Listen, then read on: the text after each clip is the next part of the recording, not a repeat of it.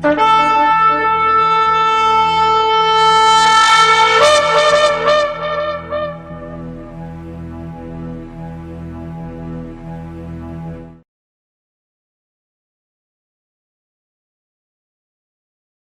atah Yahweh Eloheinu melech haolam asher kideshanu bemitzvotav vetzivanu la'asok bedivrei Torah.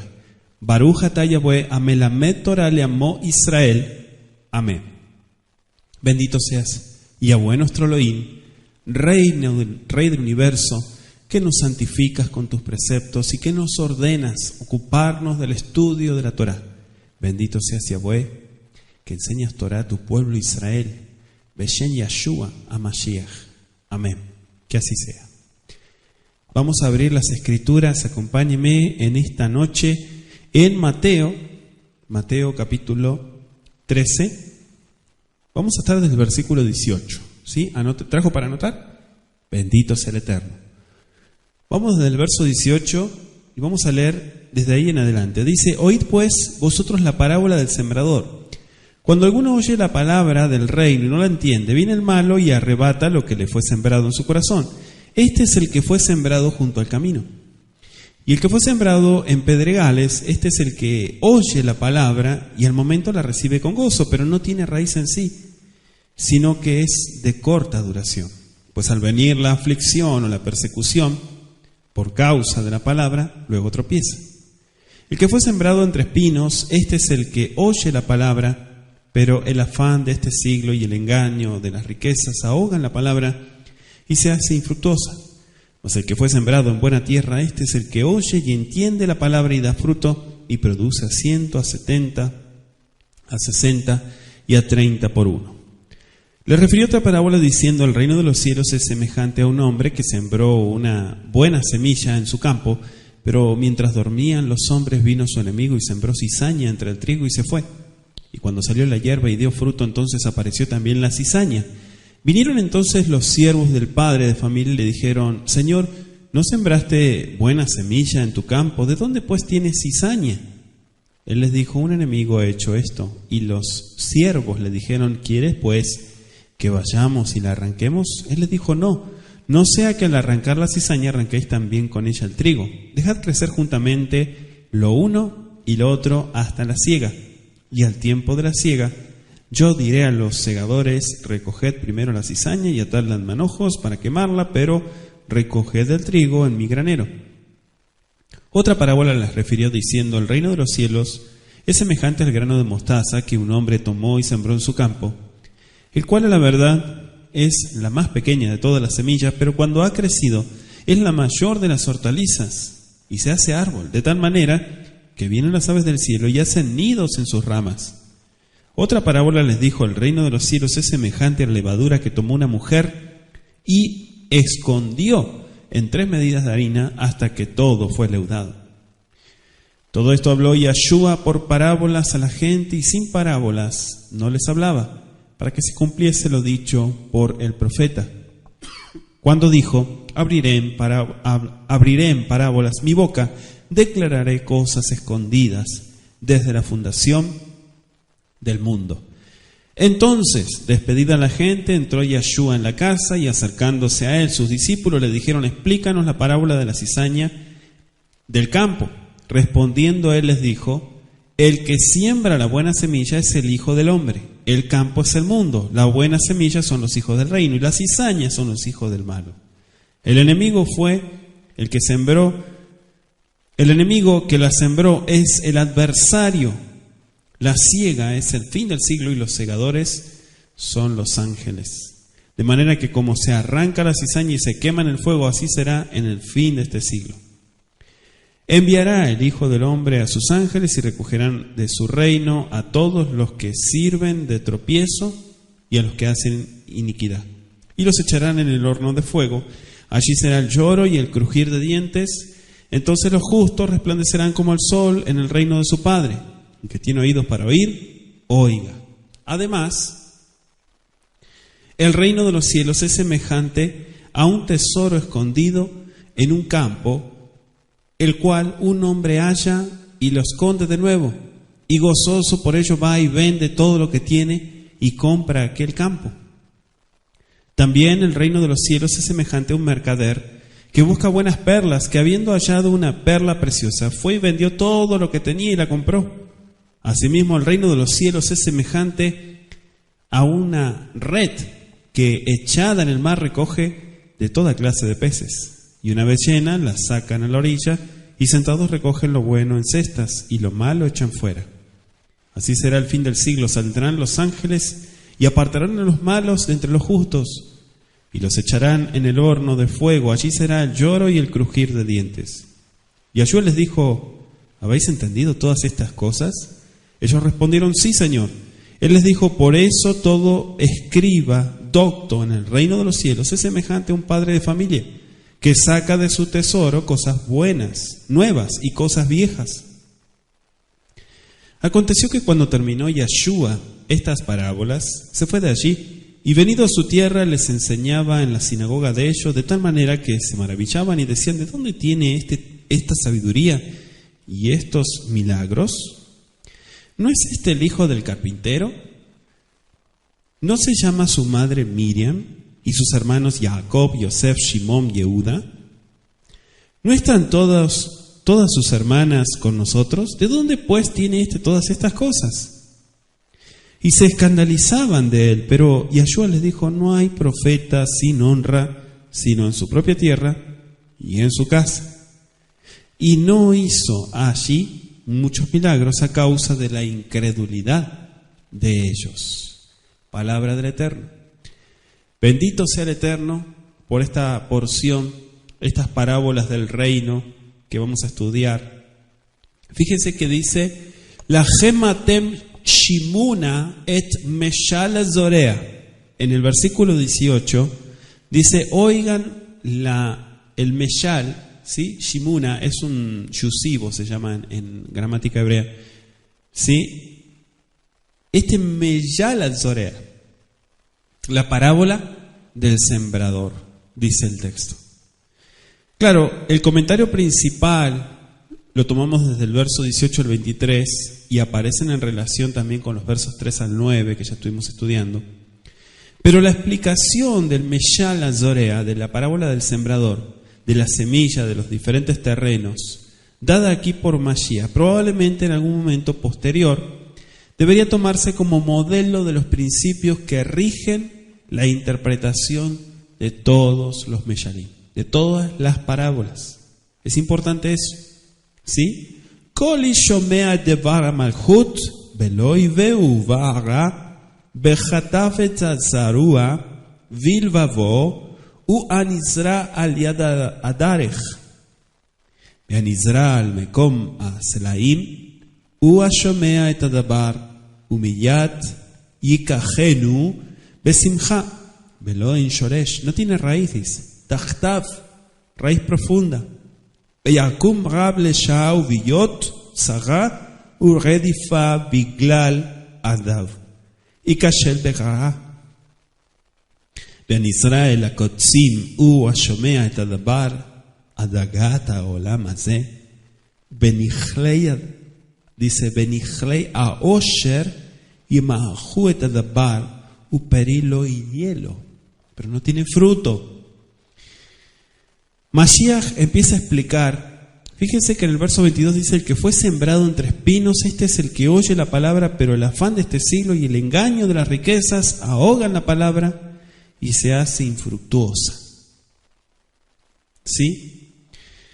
O sea, decíamos recién, en el verso, el último que leí fue el verso 21, no tiene raíz en sí, sino que es de corta duración. Viene la aflicción, viene la persecución por causa de la palabra y luego tropieza. ¿No tiene raíz?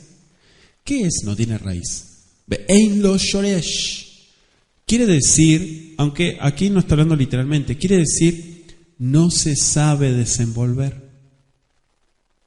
¿Qué tiene que ver la raíz con cómo se desenvuelve una persona? Lo que pasa es que eso es lo que te mantiene.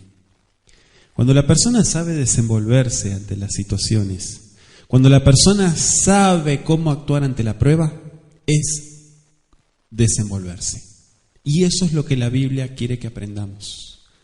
Que aprendamos a ver las cosas con fe, que aprendamos a ver las cosas como el Eterno las ve y que tomemos nuestro lugar de una vez por todas, como hijos del Eterno. Entonces, aprender a desenvolverse en las adversidades es señal de madurez y crecimiento espiritual. Y eso, anótelo, es igual a Shoresh, la raíz. Porque la raíz te mantiene unido. El árbol, si no tiene raíces, si está solamente apoyado en la tierra, viene un viento, viene una tormenta y lo desbarata, se lo lleva.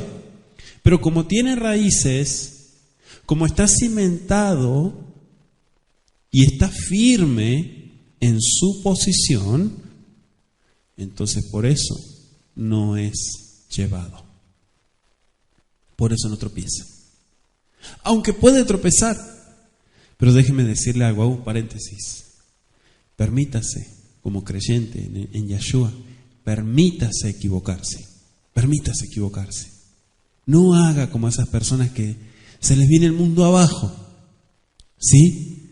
Se desaniman, ya no tiene sentido. No. Permítase equivocarse también. Es parte del crecimiento, es parte de la madurez. No es un permiso para pecar, no estoy diciendo eso. Permítase equivocarse, quiere decir que si falla en su actuar, no se sienta el peor, ni tampoco el perdedor. Dice el verso 23, Ve'anizra al adama tova, hu hashomea et hadabar. Dice, umevinoto af ya'aseh peri.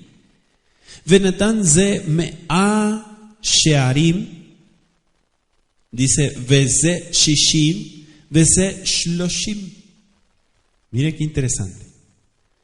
Aquí se entiende, Marcos dice los que reciben, pero Lucas usa la palabra los que retienen. Esto está interesante.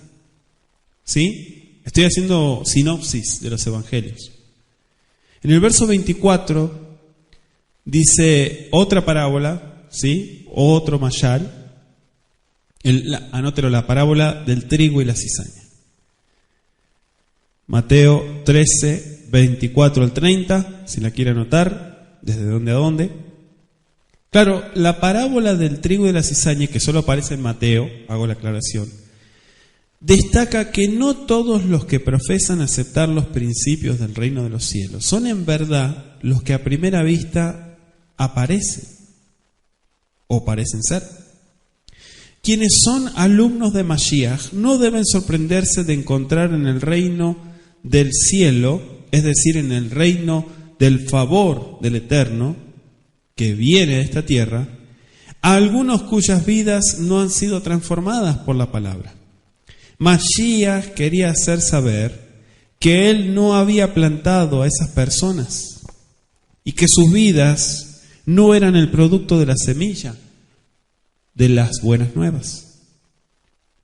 Su presencia, por ejemplo, en una congregación se debe a que un enemigo los ha sembrado con el doble propósito de poner en peligro al trigo y de deshonrar y arruinar al dueño del campo.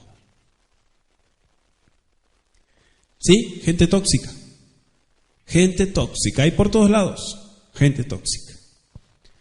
¿Qué hacer con esa gente? Bueno, si usted tiene discernimiento de espíritu, aléjese de ellos. Evítelos. Pero resulta ser que en la congregación que voy, el 85% son tóxicos. ¿Seguro? Sí. Entonces, ¿qué hace ahí? Si usted ve mejor su vida espiritual que la de los demás, tenga cuidado. ¿Por qué le digo esto? Porque el ojo del discernimiento y el discernimiento de espíritu que lo da el Eterno, y el Eterno nos revela la condición espiritual, y si una persona está jugando al payaso o no en la fe, no nos da derecho nosotros a prejuzgar la vida de los demás. Simplemente, lo que no me edifica, me levanto, me sacudo mis zapatos y me voy. Así lo dice la Escritura. Entonces aquí lo importante que es cuidar la fe de cada uno. La parábola también promete que en el juicio final cada uno recibirá su recompensa y el Eterno destruirá por completo el mal. Dice, sembró buena semilla, así como en la parábola anterior, ¿sí? Y Yeshua mismo es el sembrador de la verdad, de su palabra. La semilla, ¿sí? Es la buena semilla. No debe culpársele porque más tarde se descubrió que estaban creciendo cizañas en el campo. La parábola anterior trataba mayormente de la recepción de la semilla de la verdad, pero esta se refiere a su desarrollo y al fin de cada uno en su campo. Este campo, dice el verso 38, es el mundo. Es verdad que en el mundo hoy hay tanto trigo como cizaña. Es decir, hay mucha gente buena, pero también hay mucha gente mala. ¿Sí? El hecho de que haya maldad, escúchelo muy bien, no le da derecho ni a usted ni a mí a decir que toda la gente es mala. ¿Sí? Que toda la gente está perdida, que toda la gente es corrupta, que toda la gente es chueca, ¿no? Dicen por ahí. No es así. Eso no es así. Hay gente buena y hay gente mala, pero el tema es que están mezclados. Eso es de esperarse. Aquí Mashiach se refiere de especial manera a su pueblo, ¿sí? A su comunidad, a su asamblea, el campo de Elohim. Debiera notarse que esta parábola se refiere mayormente al reino de Elohim en la tierra, ¿sí? Lo que ahora vemos, la obra del Eterno, como decimos. Dice el verso 25, Vayei viyot anashim, dice Yeshenim, Vayavo ivu, Vaizrach, Zunim, ven a Hitit, o sea en el trigo, Vayelechlo. Dicen por ahí, hicieron la maldad. Mientras dormían los hombres. El enemigo no puede ser visto por los ojos mortales, ojos físicos. Solo se ve el resultado de su trabajo, así como solo puede verse el resultado de la obra del Ruach HaKodesh. Nuestros ojos físicos no lo pueden ver, a menos que sea por permiso del Eterno, ¿verdad? Pero son casos específicos. Lo que nosotros vemos es el resultado del mal. ¿Me explico? Entonces, su enemigo, el adversario, vino a hacer la maldad. Todo lo bueno que hay en el mundo viene del Eterno. Todo lo malo, a fin de cuentas, es producto de esa mala semilla sembrada en el corazón de la gente. Hay muchas cosas buenas.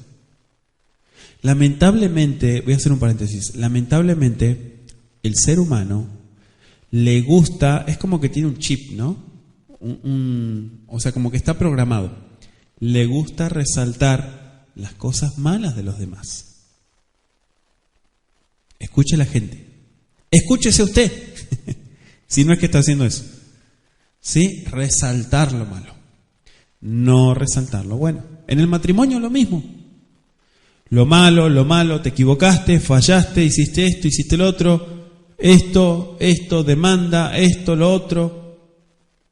¿Y las cosas buenas? Las cosas malas destruyen, alejan a la gente. El volverse tóxico, el volverse negativo y pesimista, ensucia a la sociedad más de lo sucia que está. Pero si la gente resaltara las cosas buenas, no estoy diciendo que ignore las cosas malas, no me malinterprete. Lo que estoy diciendo es resaltar cosas buenas. Sería diferente nuestra forma de ver las cosas. Y eso es lo que el enemigo vino a hacer, a sembrar esa semillita en el corazón de la gente. ¿Sí? La envidia, los celos, la ira, el chisme, la mentira, el orgullo, la soberbia. ¿Cuántas cosas? Una lista enorme, ¿verdad? Y uno dice, bueno, Me dijo una vez una persona, bueno, de la mentira nadie se libra. ¿No? ¿Por qué no? Si uno se propone no mentir, porque no sabe mentir, porque el día que miente hasta miente mal. Entonces esa persona se dispuso a vivir de una vida diferente y a no darle lugar a eso. Pero yo conocí, tristemente, delante del Eterno se lo digo, en las congregaciones, gente creyente, bueno, creyente entre comillas, ¿no?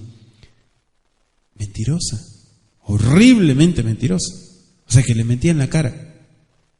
Y usted dice, si a mí, que me está viendo, que soy mortal, me miente, ¿qué no será el Eterno?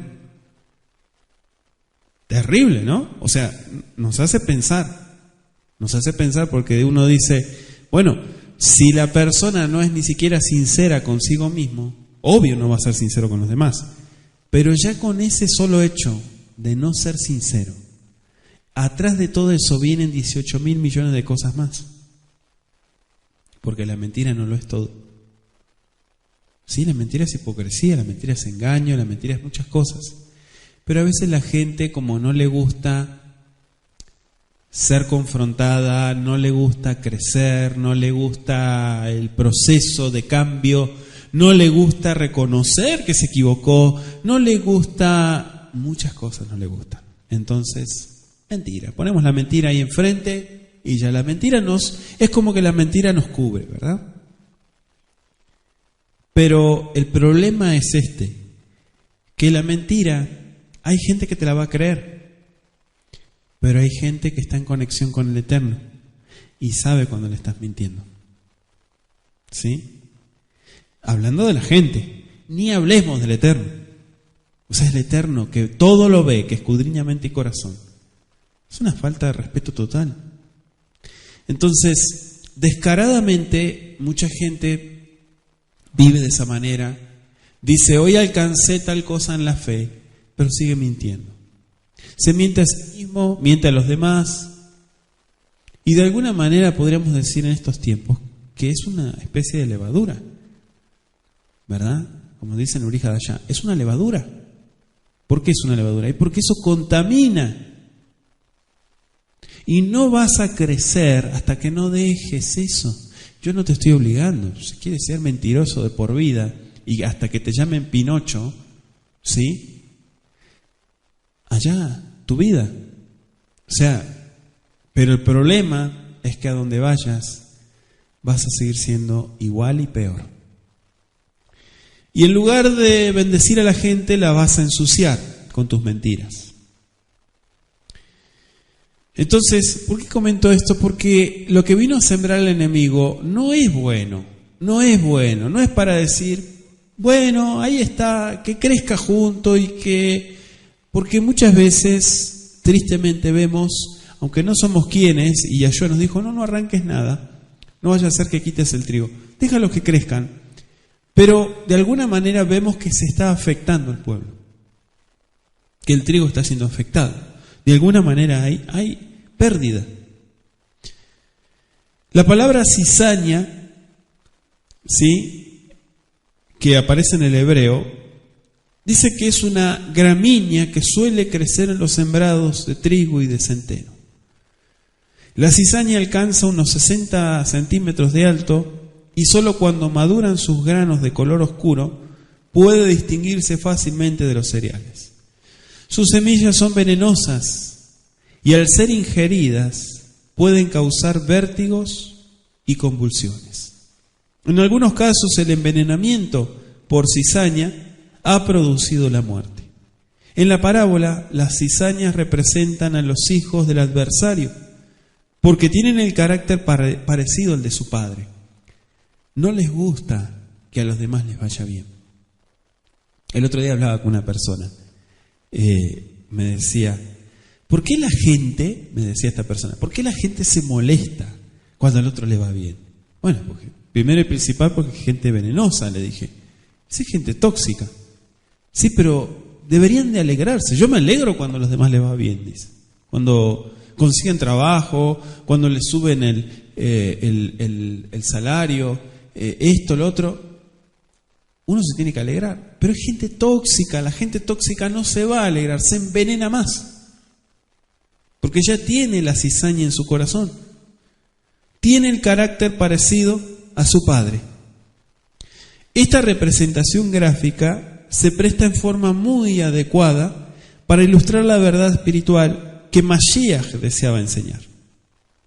Dice el verso 26, dio fruto, por su fruto los conoceréis. Verso 27, vienen los siervos, ¿sí? Vinieron entonces los siervos del padre de familia y le dijeron, Señor, no sembraste buena semilla en tu campo, ¿de dónde es que tienes cizaña? ¿De quién fue la culpa? No, tranquilo. Mashiach no explicó quiénes eran los siervos de la parábola.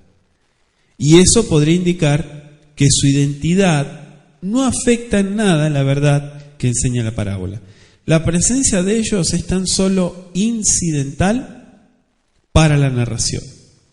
El padre de familia, el Balabait, así lo conocemos en hebreo, el Balabait, el dueño de la casa.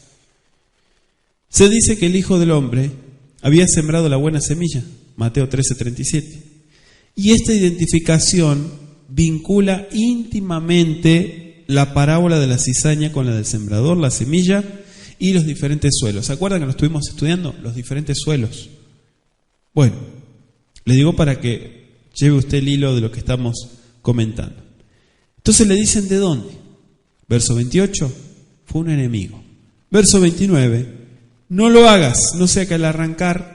Quiere decir que el carácter de las dos clases de personas representadas por el trigo y la cizaña no estaba aún maduro y habría sido desastroso intentar hacer lo que proponían los siervos. Entonces, evidentemente nos explica Mashiach, era posible todavía arrancar la cizaña sin perjudicar el trigo, impedir que madurara una parte de las plantas. Del mismo modo, Mashiach permitió que Judas, ¿se acuerdan de Judas?, tuviera los mismos privilegios y las mismas oportunidades como las que gozaron los demás discípulos. Si no lo hubiera hecho así, los otros que no conocían el verdadero carácter del traidor podrían haber puesto en duda la sabiduría del maestro. De hecho, muchas veces cuando se confronta al hipócrita o al mentiroso, ¿sí? O sea, cuando hay personas que están haciendo las cosas bien, pero el problema es que son inmaduros, o sea, todavía no han madurado. Entonces se dejan llevar todavía por sentimientos. Y muchas veces cuando se confronta al hipócrita, esta otra gente se espanta. Y dicen, no, le hablaron muy mal a esa pobre persona, ¿verdad? Lo que pasa es que no saben lo que hay detrás. Lo que hablábamos recién de la mentira, ¿no? No saben lo que hay detrás. Y hasta algunos salen despavoridos, se van. Dicen, no, a mí no me gusta que hagan eso, porque a mí, yo creo que las personas se tienen que corregir de otra manera. Y se espantan. Pero el problema es que esas personas se pierden porque quieren perderse. ¿Sí? ¿Por qué digo esto? Porque muchas veces, acá lo está explicando Mashiach, no lo hagas mejor, dice. Porque a veces, como no están maduros, esos trigos, por así decirlo, sino es que son cizaña, pero esos trigos, que hasta el momento no se los conoce como cizaña, se pueden perder. Se pueden perder. Y mucha gente, porque es sentimentalista, otra gente es inmadura, otra gente es egoísta, no lo sé. Pero muchas veces la gente se extravía, pero porque quiere. Y claro, es fácil echarle la culpa a los demás, ¿verdad? Es fácil decir, yo ya no estoy en la fe, no estoy haciendo esto, por esto. Pero ¿y qué culpa tiene el Creador de la gente hipócrita? ¿Sí o no? ¿Qué culpa tiene el Creador? El Creador no tiene... ¿La fe tiene alguna culpa? ¿La Biblia tiene alguna culpa? No, no tiene ninguna culpa. No, son todos hipócritas, son todo esto, son lo otro. ¿Y tu vida es el ejemplo? ¿Tu vida es un ejemplo realmente para hablar de esa manera? Si no estás haciendo nada, entonces no tienes ni derecho a abrir la boca. ¿Me explico?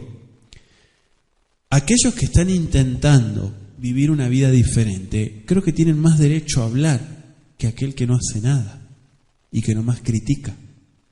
¿Sí? Entonces, si tu vida es ejemplar, si tu vida está más arriba de lo que estás hablando, te puedo llegar a escuchar. Te escuchamos todos. Pero si no es así, ¿con qué autoridad estás hablando? No tienes ninguna autoridad para hablar. Eres un charlatán. Entonces, esto es importante verlo desde el punto de vista personal, individual. ¿Sí? Acá no estamos ni para tirarle piedras a nadie, ni prejuzgar la santidad de nadie, no. Esto es personal. ¿Sí? Antes de corregir, ¿cómo está mi vida? Si yo estoy mejor, si ya corregí mi vida, quiere decir que tengo la capacidad de corregir a otro. Sí, ya quité la viga de mi ojo, entonces ahora puedo ir a quitar la paja del ojo ajeno, porque ya quité la. Pero si yo quiero, estoy ahí como ciego, ¿verdad? Tratando de quitar la paja del ojo ajeno con tremenda viga en el ojo, entonces no hay derecho a hablar, no hay derecho a opinar, no hay derecho a corregir. Déjalos crecer juntamente, verso 30. ¿Sí? El uno con el otro, hasta la siega, tranquilo. Al tiempo de la siega, yo diré a los segadores, o sea, los ángeles, recojan primero la cizaña y átenla en manojos para quemarla, pero recoged el trigo en mi granero. El granero es el reino de los cielos. ¿Y qué es quitado primero? ¿Los buenos o los malos? Los malos. Así dice ahí, ¿no? Siempre me acuerdo de esa interpretación pagana, cristiana, que dicen, seremos arrebatados por Dios, por el Mesías, ¿no? Seremos arrebatados. Seguramente van a ser arrebatados, seguramente. Según lo dice la parábola del trigo y la cizaña. Si su vida es corrupta, si su vida es torcida, seguramente que van a ser arrebatados, porque ustedes son la cizaña. ¿Sí? Pero el orden de lo que dice acá en cuanto al reino no es como mucha gente ha pensado o ha sido mal enseñada. Aquí el orden es que primero hay que hacer una limpieza, pero cuando llegue el momento, dice Mashiach, ¿sí? Antes de ese tiempo y a través de los siglos y aún hoy, muchos celosos, ¿sí?, han creído que era su deber juntar y quemar o perseguir de algún modo a todos los que ellos consideraban como herejes. La iglesia ha hecho un desastre, ¿sí? Como su religión lo es, un desastre. La iglesia cristiana, católica, evangélica, lo que usted quiera, es lo mismo, ha hecho un desastre, ¿sí? Por su fanatismo, por su intolerancia religiosa, ha hecho desastres. Ha matado muchísima gente injustamente, todo por su fanatismo y su idiotez. ¿Sí? Entonces, hay que tener mucho cuidado porque se han cometido muchos desastres en nombre de la fe, entre comillas, o la religión. Y es por eso que mucha gente ha quedado descreída de todo. Entonces, la siega es el fin del siglo, dice el verso 39. La cosecha comienza cuando acaba ese tiempo de favores del Eterno. ¿Sí? Se terminaron los favores, momento de recoger. ¿Sí? Se terminaron las oportunidades, anótelo así. Cuando se acaben los tiempos de oportunidades de parte del Creador. ¿Sí? Todos los días el Eterno nos da oportunidades para hacer las cosas bien, para tomar buenas decisiones, para marcar el cambio, para hacer la diferencia. Hay que hacerla. Los segadores, es decir, los ángeles, fíjese que es significativo que los siervos no son los segadores. Primero la cizaña, decíamos. Podría esperarse que se diera la orden de juntar el trigo antes de juntar la cizaña, pero se ha sugerido que la orden de quemar primero la cizaña indicaría que si bien había mucha cizaña, había mucho más trigo.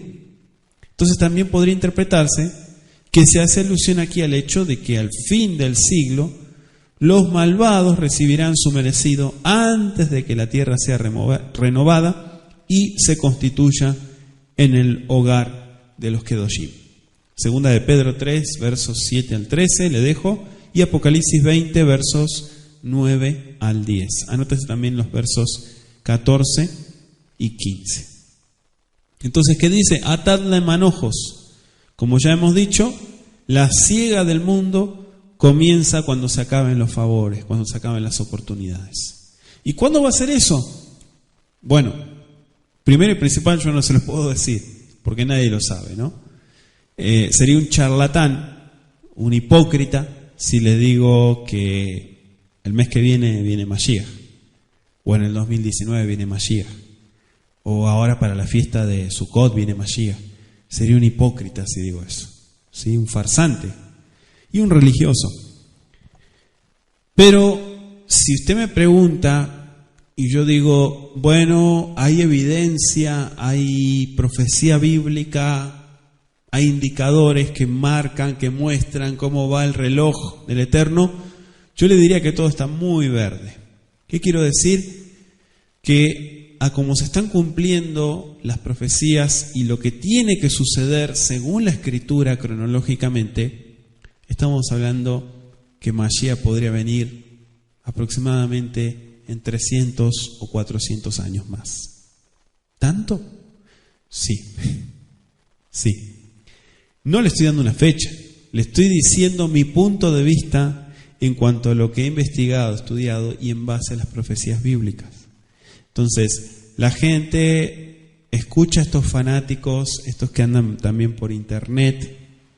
La internet, usted sabe que es un mundo donde todo el mundo habla y dice lo que se le da la gana. Y muchos de ellos, sí, dicen esto, dicen que ya estamos prácticamente en el tiempo donde el Mashiach viene, pero he aquí que todas las profecías que tenían que cumplirse según la Escritura, o que tienen, porque todavía no se cumplieron, no sucedieron, no se cumplieron. Entonces, ¿cómo va a venir Mashiach antes de que se cumpla todo lo que dijo?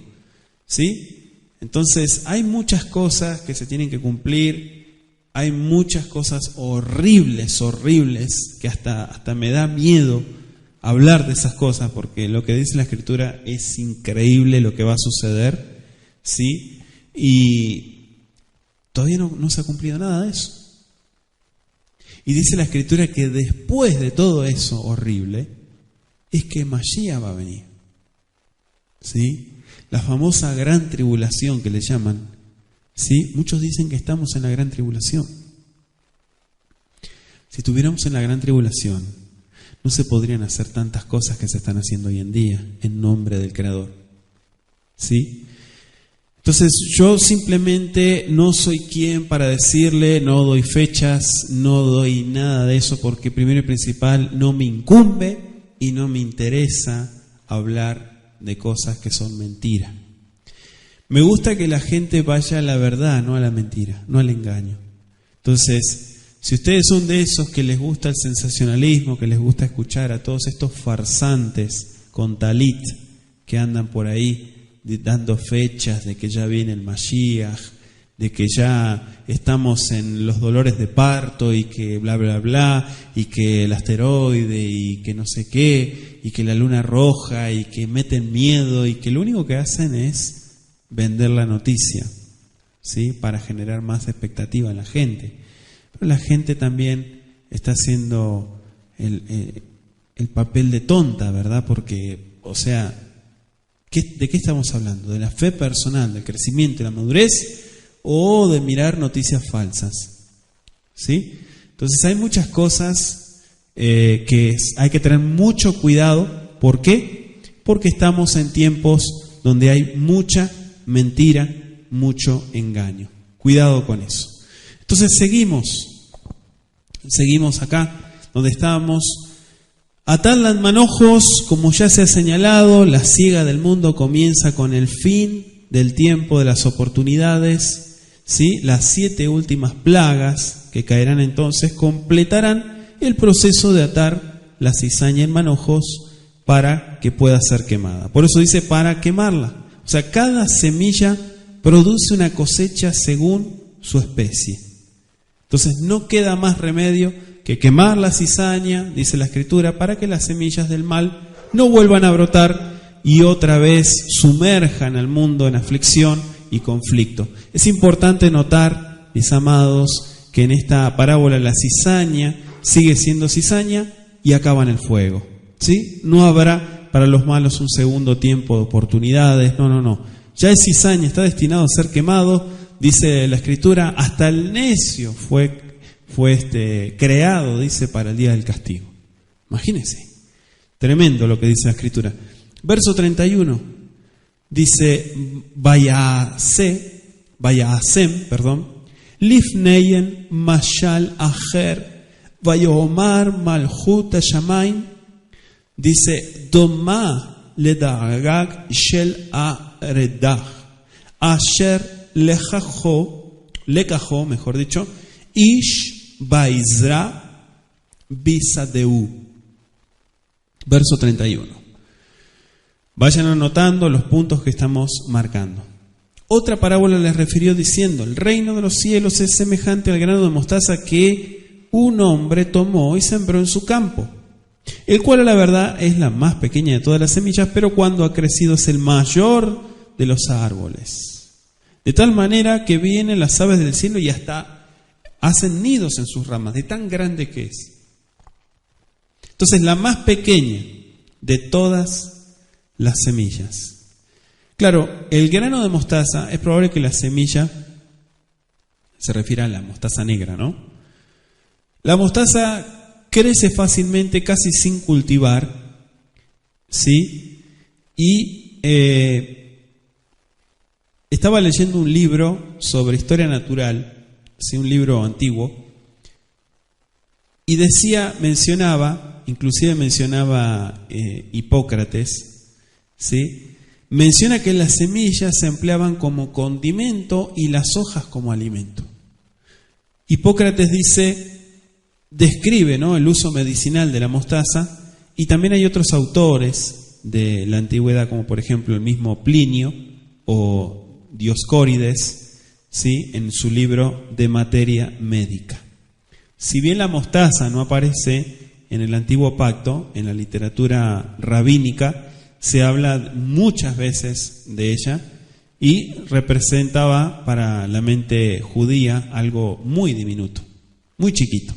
Entonces, Mashiach lo hablaba en términos para que el pueblo pudiera entender. Claro, dice acá su campo, aunque el enemigo pretendía que este mundo era suyo, seguía siendo el campo del Creador. El Creador es dueño de toda la existencia, bendito sea Él.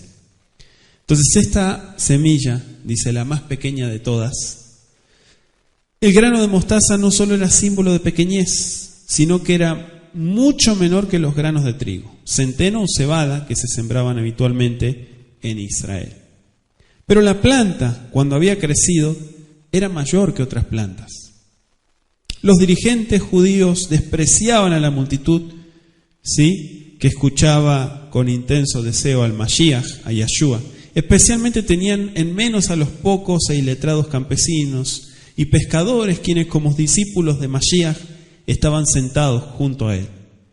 Llegaron a la conclusión de que Mashiach no podía ser el enviado, el prometido o el Mesías, ¿no? Y Yahshua no podría ser el Mashiach, que el reino que proclamaba, compuesto de ese insignificante grupo de ignorantes, nunca llegaría a nada. Yahshua no podría haber escogido ninguna representación mejor de la forma en que veían los impíos su reino, que la ilustración de una insignificante semilla de mostaza, que se hizo un enorme árbol. Entonces, en algunos casos estas plantas llegan a tener cerca de 4 metros de alto y los pájaros suelen posarse en sus ramas para comer las semillas, pero aquí la figura de un árbol representa el triunfo del mensaje de la palabra por todo el mundo. Mashiach afirmó que el reino, ¿sí?, y sus súbditos podían parecer algo insignificante en este momento, pero todo eso cambiaría. El crecimiento del grano de mostaza también representa el crecimiento del reino del Eterno. Y claro, la palabra también dentro del corazón de la gente. Ese es crecimiento. Malhut Hashamayim. Ahora, se menciona también la levadura. Así como la levadura se difunde en toda la masa donde se la coloca, así también las enseñanzas de Mashiach penetrarían en la vida de aquellos que la recibieran y fueran transformados por ella. Fíjese que la levadura muchas veces se usa como sinónimo del pecado y del mal, pero también de las cosas buenas que se expanden, ¿sí?, sobre la masa en este caso. Entonces, hablar de levadura no es decir pecado, no, ¿sí? Muchos tienden a pensar de que la levadura es algo malo, pero Mashiach, por ejemplo, se refirió en Mateo 16:6 a la levadura de los fariseos y de los saduceos.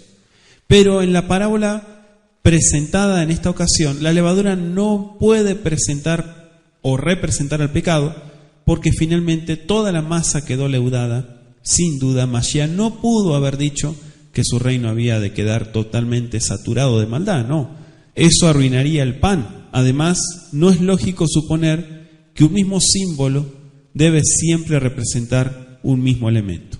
En este caso puede ser el bien o el mal. Ahora dice el versículo, una mujer. Fíjese que en esta parábola la mujer es tan solo la persona que hace el pan. Su presencia podremos decir que es innecesaria para completar el relato, pero no se le debe atribuir ningún simbolismo especial. Se mencionan las medidas. Claro, una medida de capacidad igual a poco más de 13 litros. Las 3 medidas equivaldrían a unos 32 litros y medio más o menos, cantidad que permitiría hacer un buen número de panes, ¿sí?, muchísimo.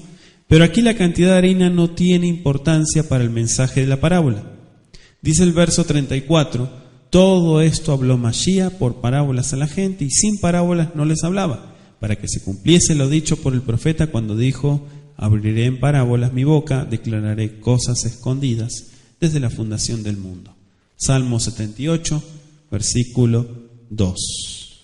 Para que se cumpliese esa palabra, ¿sí? Por eso se habló en parábolas, en Meshalim. Cosas escondidas.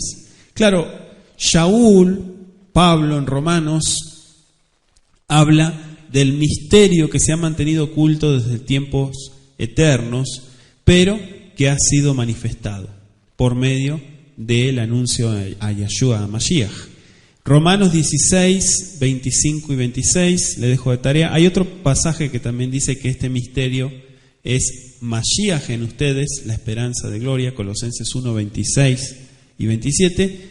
Había estado oculto no porque el Eterno no quisiera manifestarlo o no estuviera preparado para revelarlo, sino porque los hombres no estaban preparados para recibir al Eterno. Por eso dice fundación. La palabra en hebreo significa echar hacia abajo, poner o establecer. Fundamento. Verso 36, seguimos. Entonces, despedida la gente, entró Yeshua en la casa y acercándose a él, a sus discípulos, le dijeron, explícanos la parábola de la cizaña del campo. Claro, así como había hecho con la parábola del sembrador, ¿se acuerdan que lo explicábamos? De las semillas, de los diferentes suelos. Matai registra la interpretación que Yeshua dio de la parábola de la cizaña, dejando en claro que la explicación fue dada en algún momento posterior y no en presencia de la multitud. O sea, Mashiach no interrumpió su anuncio junto al mar para volver a la casa y explicar la parábola. No es que sucedió así. Por eso dice, despedida la gente, podría también traducirse dejando a la multitud. La casa, decíamos la vez pasada que quizás fue la casa de Pedro en Cafarnaúm. Verso 37. Respondiendo él le dijo, el que siembra la buena semilla es el Hijo del Hombre. ¿Sí? El Hijo del Hombre.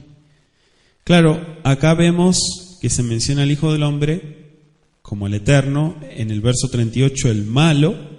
Quiero que lo anote. ¿Sí? Los hijos del malo, dice. Claro, siguiendo la cronología adoptada por lo que comentábamos recién, fue aproximadamente un año más tarde cuando Yahshua acusó abiertamente a los dirigentes judíos de ser hijos de su padre Satán, el adversario. Juan 8, 41 y 44.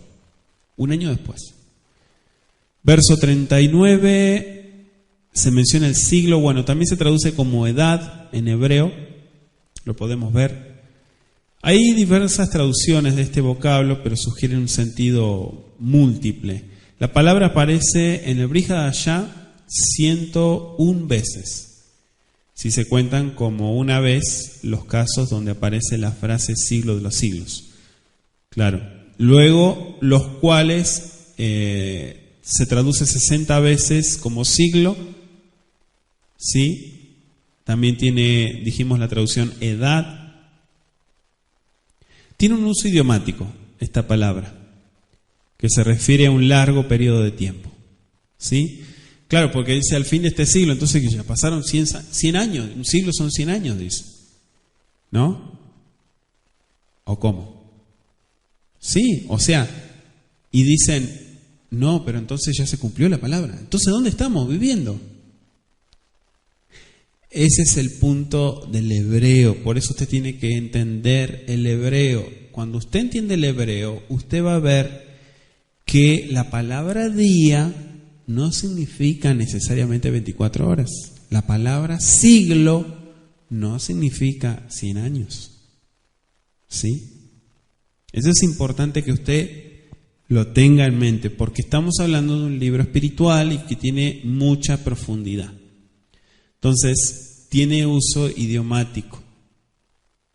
Dijimos que los segadores son los ángeles, se menciona el horno de fuego, ¿sí? El lloro y el crujir, que es una descripción gráfica del remordimiento de los impíos cuando se den cuenta de que sus malos caminos les han provocado la aniquilación y la separación eterna del Creador. Pero dice el verso 43, entonces los justos resplandecerán como el sol en el reino de su Padre. El que tiene oídos para oír, oiga. O sea, el que entiende lo que estoy diciendo, entiéndalo y hágase cargo. El reino de los cielos es semejante a un tesoro escondido en un campo, verso 44, el cual un hombre lo encuentra y lo esconde de nuevo, y gozoso por ello va y vende todo lo que tiene y compra aquel campo. ¿Sí? ¿Por qué? Porque cuando uno entiende y hay una intervención divina y hay una transformación, tu vida nunca más vuelve a ser lo mismo. No es una moda, no es un sentimiento, no es un hobby, no es eso. Cuando tu vida cambia y empiezas a guardar mandamientos, lo único que quieres es agradecer al Creador. No quieres hacer otra cosa. Porque estás valorando, estás entendiendo. Si no entendiste, no lo vas a valorar. Y no vas a bendecir la obra del Creador. Porque no lo entendiste. Por eso, como no lo entendiste, no lo valoras. Y como no lo valoras, no hay acción, no hay fruto. Entonces este hombre dice, entendió lo que había. Por eso dijo, yo vendo todo. Porque yo quiero esto, no me lo quiero perder por nada en el mundo. ¿Sí? ¿Me van siguiendo? Entonces, en este caso es evidente que el dueño de la propiedad nada sabía del tesoro escondido. De otro modo, lo hubiera sacado antes de vender el terreno. Según la Torá de Moshe, el que encontraba lo que otro había perdido debía devolverlo. Levítico 6, versos 3 y 4. Pero en este caso parecería que el dueño original había muerto tiempo antes y no se le podía devolver el tesoro. Por esto, el que lo encontró tenía derecho de guardarse el tesoro como cualquier otra persona. Y legalmente era el dueño del tesoro, el propietario del campo. ¿Sí?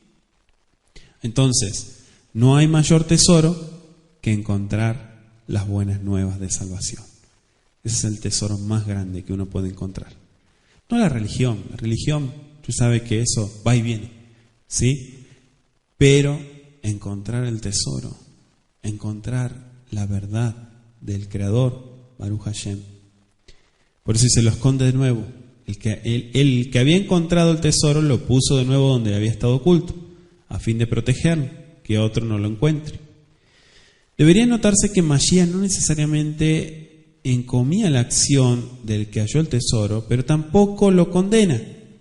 O sea, aquí lo que vemos que si surgiera cualquier pregunta con respecto a la corrección del proceder de este hombre, debiera recordarse que el carácter del que encontró el tesoro nada tiene que ver con la lección que Mashiach deseaba presentar de la parábola, es decir, el valor del tesoro celestial y el esfuerzo que debía realizarse para conseguirlo. El campo se puede interpretar que representa las Sagradas Escrituras. ¿Sí? El reino de los cielos, otra vez se menciona, la perla de gran precio, bendito sea Él.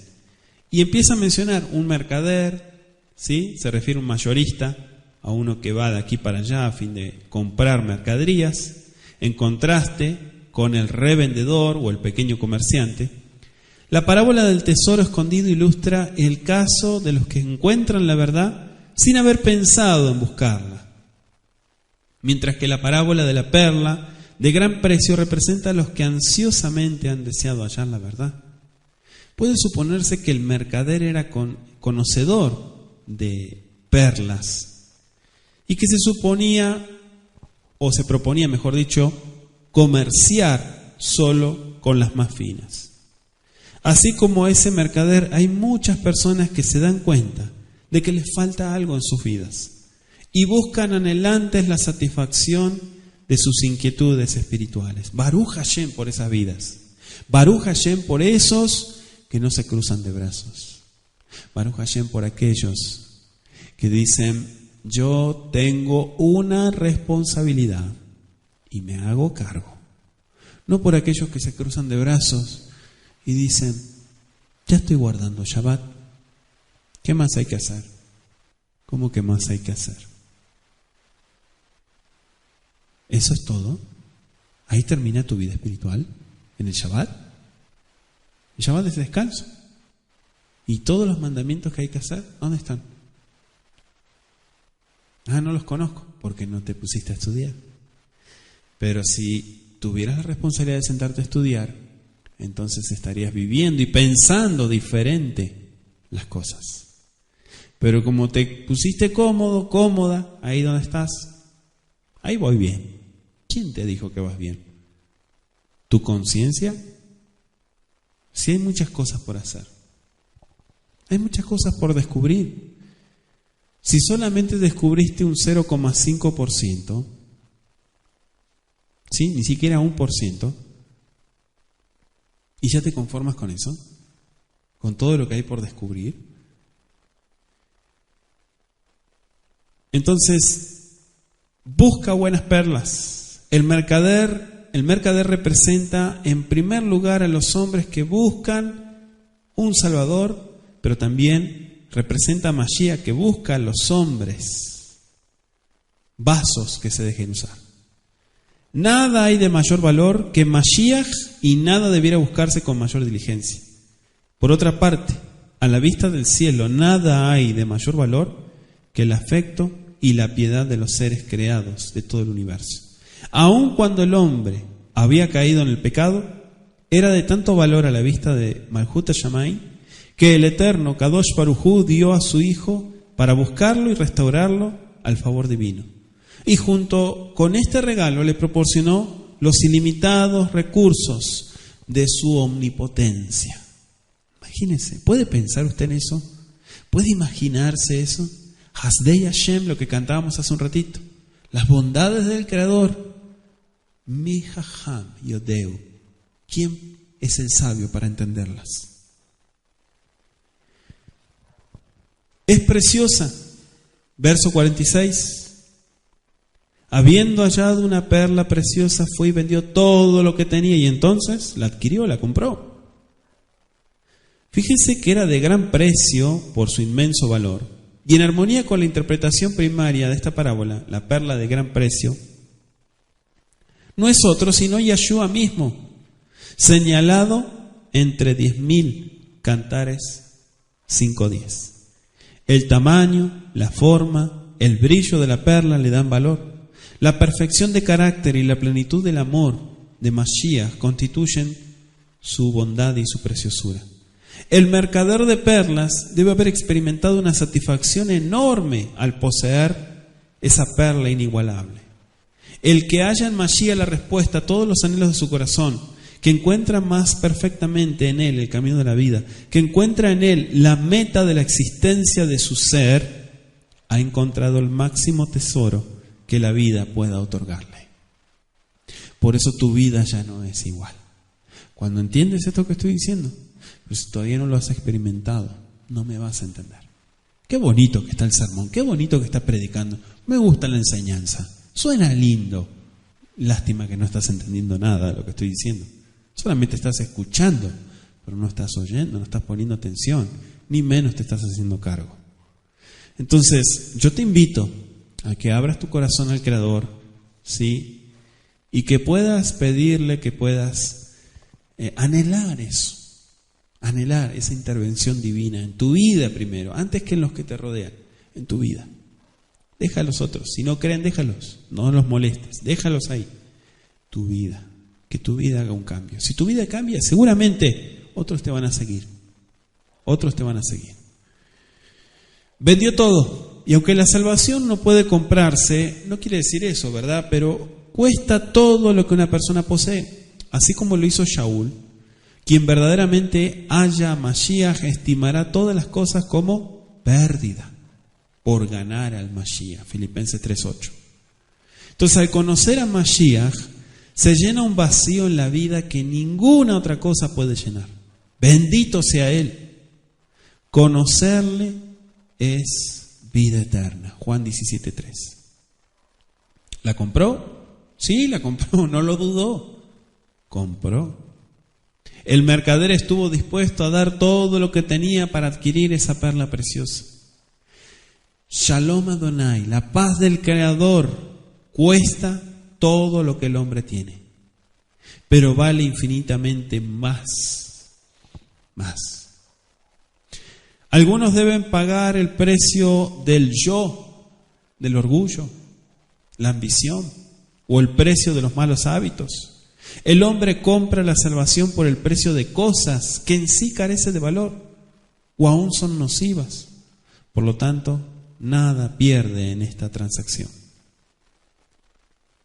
El dinero va y viene, ¿sí o no? Pero la paz que el Eterno da sobrepasa todo entendimiento. Y por más que el hombre quiera esconderse en otras cosas, nunca va a encontrar, a menos que se arrepienta, esto que estoy diciendo. Verso 47. Asimismo, el reino de los cielos es semejante a una red, anótelo, una red que echada en el mar recoge toda clase de peces. ¿Sí? Como esas redes que tiran, ¿sí las vio? Sacan de todo. ¿Sí? Entonces esa red larga en la cual se ponían pesas, se las llevaba mar adentro y se arrastraba en forma de semicírculo hacia la costa.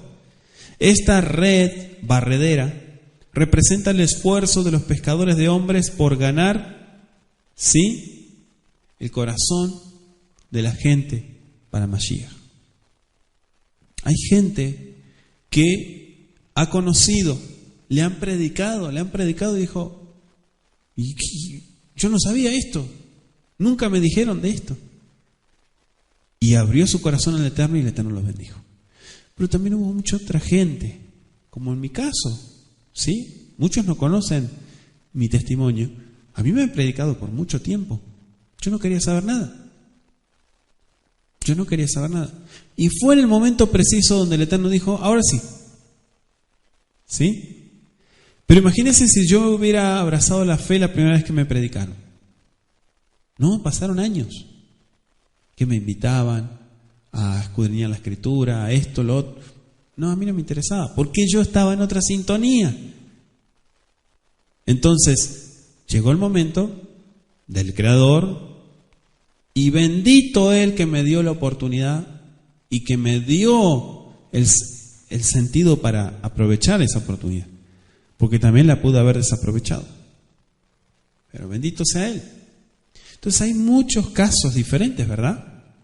Hay gente que le predican una y otra vez, le comparten, le hablan, lo invitan. No, ¿verdad? Y otros muy abiertos. El mar, este tipo de red solo puede emplearse en un lugar de aguas profundas. O sea, el mar es algo incidental para la interpretación de la parábola. Dice, toda clase de peces. ¿Sí? Hombres, mujeres que actúan por distintos motivos, que tienen diferentes actitudes, personalidades diferentes, intereses diferentes. Y Yeshua no hace acepción de personas, Hechos 10:34. Acuérdense de eso. Sino que recibe a todos los que vienen a Él. Se relaciona, ¿sí?, con todos. Inclusive usted se acuerda, en Marcos 2:16 al 17, andaba con publicanos, con pecadores, ¿sí? Estaba dispuesto a que lo conocieran como amigo de publicanos y de pecadores. Muchos decían así, ahí va el amigo de publicanos, ahí va el amigo de los pecadores. Anda con rameras, anda con la gente que es desechada en la sociedad. ¿Sí? No le importaba eso, porque él no veía eso. Él veía más allá. ¿Sí? Yo le dije una vez a una persona, usted, dice, mi madre, decía, es tan incrédula. No, o sea, no mi madre, o sea, me decía una persona, es tan incrédula. Me pone tan mal eso, porque no veo una esperanza. O sea, veo que reniega y habla mal y no cree y cada vez se pone peor. Le dije, bueno, hay una opción. Tal vez usted es el problema, le dije. ¿Cómo? Sí, tal vez usted la está fastidiando y usted está haciendo un mal trabajo. Por eso es que la persona ya está hastiada, está harta, cansada. Y usted está actuando mal. Esa es una. Dos, usted, si es un hijo o una hija del Eterno, tiene que tener la mente de Mashiach. ¿Cómo es eso? Ver con ojos de fe. Usted ve a su madre, a su mamá, véala como una creyente, fiel. ¿Cómo hago? Pero se reía esta persona. Es imposible. Usted cree que es imposible, pero el Eterno la ve como una hija del Eterno. Celosa por sus cosas, dadivosa, como una hija fiel al Creador. Así la ve él, con ojos de fe. Empieza a verla así, aunque le cueste, aunque la realidad sea otra, empiece a verla así. La persona empezó a actuar, empezó a poner en práctica eso, ¿sí? Y la madre empezó a creer y empezó a tener interés por las cosas del Eterno, ¿sí? Y me dijo esta persona, no sé qué es lo que ha pasado, si el Eterno actuó a través de sueños, si hubo una intervención divina, como usted dice siempre en sus videos, sus estudios, pero ella está diferente y ya no reniega y quiere conocer. Le digo, la fe es la que mueve la mano del Creador. La fe es el combustible, la fe es el motor por el cual nos conectamos con el Creador y el Eterno se glorifica en la vida de la gente. Pero sin fe es imposible agradar al Creador. Es imposible hacer las cosas bien si no hay fe. ¿Por qué le comparto esto?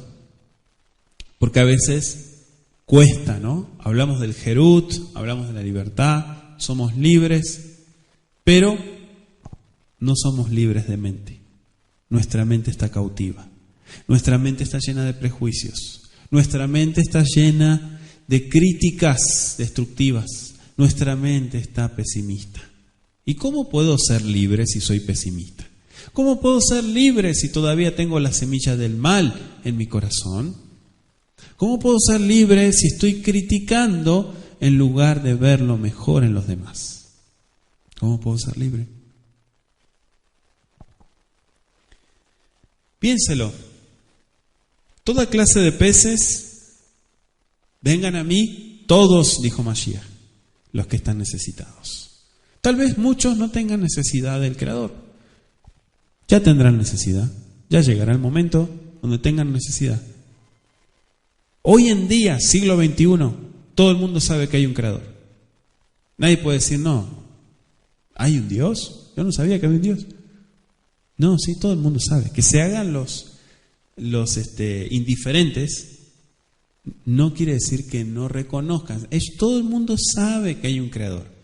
Que no lo busquen es otra cosa. Eso es otra cosa, eso es responsabilidad individual. ¿Sí?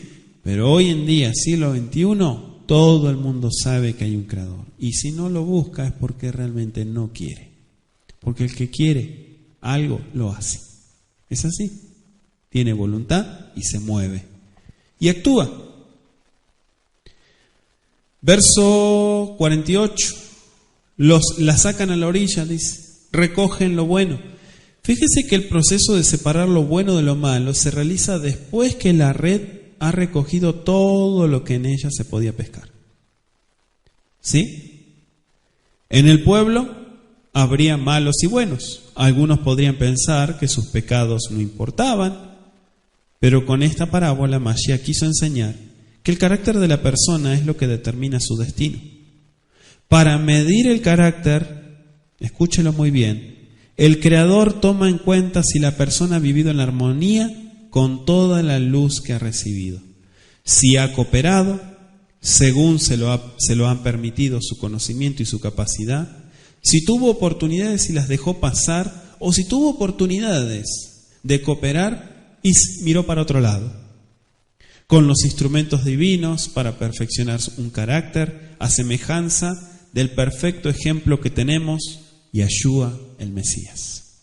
¿Sí? Bendito sea Él.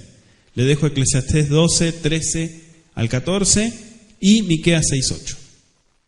Ahora, en cuanto a lo malo, esta palabra es aplicada a aquel pescado que aparece como podrido o pútrido, por lo tanto inadecuado para el consumo. La parábola de la red hace resaltar la separación final entre lo bueno y lo malo, una distinción que se basa en el carácter de cada persona. ¿Sí? ¿De qué lado estás? Verso 49, seguimos. Así será el fin del siglo, saldrán los ángeles y apartarán a los malos de entre los justos y los echarán en el horno de fuego. Allí será el crujir, el lloro y el crujir de dientes. Apartarán a los malos, dice, y el horno de fuego vendrá, castigo. Todas estas cosas, es decir, las verdades representadas por las parábolas presentadas en esta ocasión. La evidencia textual establece la omisión de la palabra Adón, por ejemplo, en el versículo 51. Ellos respondieron, sí, Señor, dice acá esta traducción. ¿Sí? Verso 51, si quiere anotarlo. ¿Lo notó? ¿Habéis entendido todas estas cosas? Ellos respondieron, ¿quién? ¿Sí? Él les dijo, por eso todo escriba docto en el reino de los cielos es semejante a un padre de familia que saca de su tesoro cosas nuevas y cosas viejas. ¿Sí? El que entiende, el que discierne, cosas nuevas y viejas. Los escribas no eran amanuenses, sino maestros autorizados de la Torá. Aquí Mashiach no se refiere a los escribas o maestros profesionales de su tiempo, sino a los que se habían hecho discípulos del reino de los cielos. Y eran doctos, podían enseñar, podían ser enviados. Por eso este pasaje, todo escriba, se refiere a toda persona que participa en la actividad de abrir los tesoros de la palabra del Eterno a aquel que necesita. Mashiach no se refiere a la capacidad de los 12 de entender todas estas cosas, sino a su capacidad de transmitirlas a otros. ¿Sí? Como yo le digo a algunas personas, necesito que usted se vuelva mi maestro. ¿Cómo? Sí, que si yo le pregunto algo, usted me sepa explicar a mí. ¿Sí? ¿Se acuerdan cuando les digo eso? Que usted me sepa explicar a mí. Cuando usted me sabe explicar a mí, quiere decir que lo domina. y quiere decir que tiene la capacidad de enseñar. Pero si usted me dice que entendió y yo le pregunto y no me sabe explicar, entonces no lo entendió. Y me está diciendo que entendió, pero no me entendió. Entonces, cuando usted domina esto, quiere decir que ya está ready, está preparado para explicarlo y para enseñarlo. De su tesoro saca cosas nuevas. ¿Y qué más? Y viejas. ¿Sí? Cosas nuevas y viejas. Cosas nuevas y viejas. Al hablar de cosas viejas, Mashiach se refería a la voluntad del Eterno que había sido revelado en tiempos pasados a los padres de los profetas. Lo nuevo se refiere a las enseñanzas que está trayendo. Es importante señalar que ni en esta ocasión ni en ningún otro momento Yahshua despreció las enseñanzas del Tanaj. Al contrario, él siempre respaldó con sus enseñanzas el Tanaj, el antiguo pacto. El Tanaj es el antiguo pacto, ¿sí? O la Biblia hebrea, como se conoce. Entonces, él no trajo algo diferente u opuesto. Él vino a reforzar la misma enseñanza. ¿Sí? La Biblia está inspirada para el que la busca con sinceridad. Repito, la Biblia está inspirada para el que la busca con sinceridad. El Tanaj revela Mashiach, el que había de venir. Y el Brit Hadashah revela al que ya vino. ¿Sí? Entonces, ¿no están peleados? No. El antiguo pacto y el nuevo pacto no están peleados. Están completamente unidos, se complementan perfectamente. Entonces dice el verso 53, aconteció que cuando terminó Yahshua estas parábolas se fue de allí. ¿Sí? Concluye aquí el relato junto al mar. Dice, y venido a su tierra, ¿sí?, les enseñaba en las sinagogas de ellos de tal manera que se maravillaban y decían, ¿de dónde tiene esta sabiduría y estos milagros? ¿Es este el hijo del carpintero? ¿Sí? ¿Lo conocían? ¿No es el hijo del carpintero? ¿Por qué él habla de esa manera? ¿No se llama su madre Miriam y sus hermanos Jacob, Yosef, Shimón, Yehuda? ¿No están todas sus hermanas con nosotros? ¿De dónde pues tiene todas estas cosas? Y se escandalizaban de él. Pero Yahshua les dijo, no hay profeta sin honra, sino en su propia tierra y en su casa. Y allí no hizo muchos milagros a causa de la incredulidad de ellos. ¿Cuándo no obra el Eterno? Cuando hay incredulidad. ¿Y qué es incredulidad? Cuando no hay fe. Cuando no hay fe, la mano del Eterno se cierra. Y en general, no, porque buenos y malos, justos e injustos, reciben de su bondad. ¿Sí? Pero aquí dice que en esa oportunidad pudieron suceder muchas cosas, pero no sucedieron porque en realidad había más crítica y prejuicio humano contra él. Porque lo veían como una persona común y corriente. Entonces decían, ¿de dónde saca la sabiduría? ¿Por qué él habla todas esas cosas? ¿Qué es lo que sucede aquí? Decían muchos. No entendían. Porque sus ojos estaban cerrados a la revelación del Mashiach de Israel. Vamos a agradecer al Todopoderoso por esta oportunidad que nos dio de reflexionar juntos. Bendito sea Él y que siga dirigiéndonos en este caminar. Ribono Shel Olam, amo del universo, te agradecemos por la oportunidad que nos diste de compartir estas porciones de Mateo capítulo 13. Te pido que sigas dirigiéndonos en la instrucción, en la enseñanza, en el nombre de Yahshua a Mashiach. Toda Rabá Leja por Sefer Matai, que estamos estudiando aquí en la comunidad Kol Shaddai. Muchas gracias. Amén y amén. Que así sea.